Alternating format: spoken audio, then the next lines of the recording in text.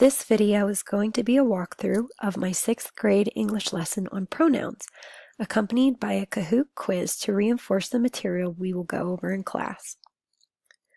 During this lesson, the students will be learning about pronouns, antecedents, and indefinite pronouns.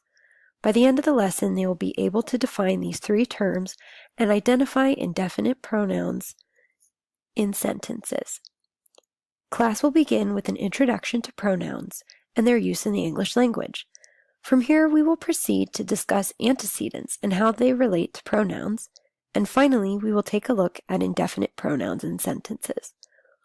Once the students have garnered a general grasp on the idea of these pronouns, we will move ahead to the Kahoot activity. The students will pull up the Kahoot website on their smart device, and I will pull up the quiz on my Kahoot profile at getkahoot.com. Once you have selected the Kahoot quiz that you would like to use, you have the option to scroll down and look over the questions that are going to be on the Kahoot quiz for your students before you test them.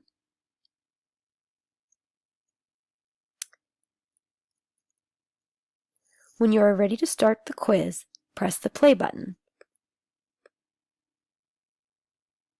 This will lead us to a screen with 2 options: the classic player versus player option and the team versus team option. We will be selecting the classic player versus player option. Once this player versus player option is selected, the quiz will open and allow the students to sign in with their own unique usernames. After entering the game PIN, they will begin to enter the classroom.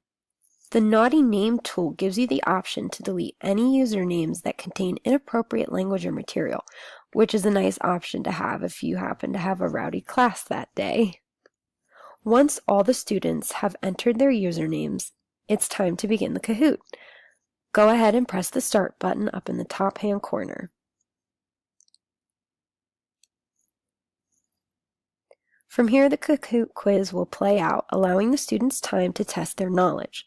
The students will be given multiple options to choose from. After every student has submitted an answer, polling will close, and the quiz will reveal the correct answer. Students also earn points on how quickly they answer correctly. The fastest students will be listed on the page following the answers to the questions. At the conclusion of the Kahoot, the top scorers will be shown so the class can know who did best. You also have the option to click on the Feedback Response button. This will allow the students to send you feedback immediately to let you know how they enjoyed the Kahoot.